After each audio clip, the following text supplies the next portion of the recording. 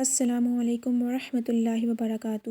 اعوذ باللہ من الشیطان الرجیم، بسم اللہ الرحمن الرحیم۔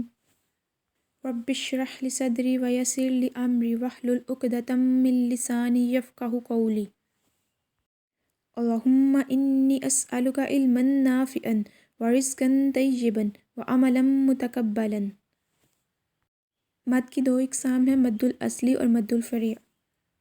مد الاصلی: آفٹر دا لیٹر آف مد، الف ساکن، واو ساکن، یا ساکن، دیر شوڈ بی نو حمزہ۔ الف کے اوپر جب کوئی حرکت آ جائے تو اس کو حمزہ کہتے ہیں، جیسے حمزہ زبر آ، حمزہ زیر ای، حمزہ پیش او۔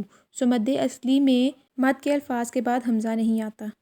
مد اصلی میں مد کے الفاظ کے بعد کوئی دوسرا ساکن لفظ نہیں آتا۔ مد اصلی میں تشدید کا استعمال بھی نہیں ہوتا، اور مد اصلی میں مد کی علامت کا بھی استعمال نہیں ہوتا۔ مد اصلی will be stretched for one الف only۔ مد اصلی کو ایک الف جتنا لمبا کر کے ادا کیا جاتا ہے، جیسے ناری، فیہ، وتکونو۔ مد الفریع: after the letter of mad there is either a hamza, another sakin letter after the letter of mad, a tashdid, and at times a mad symbol on the top. مد الفریع is broken down into 5 types. مد المتصل، مد المنفصل related to حمزہ، مد العارض وقفی، مد اللین عارض وقفی، مد اللازم related to وقف۔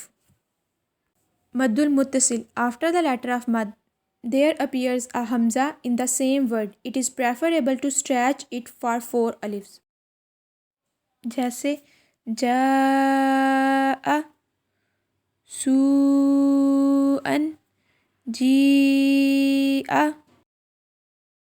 مد المنفصل: when a words end with the letter of mad and the following word begin with the hamza, it is preferable to stretch it less than mad المتصل, which will be 2/2 alifs، جیسے اِنَّا أَنزَلْنَا الَّذِي أَنقَضَ وَاعْلَمُوا أَنَّ۔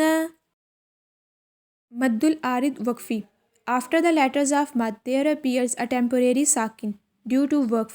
It will be stretched 1, 3 or 5 alifs، جیسے فی المیزانی کو وقف کی صورت میں فی المیزان پڑھیں گے، قدیرن کو قدیر، اور یفترون کو یفترون پڑھیں گے۔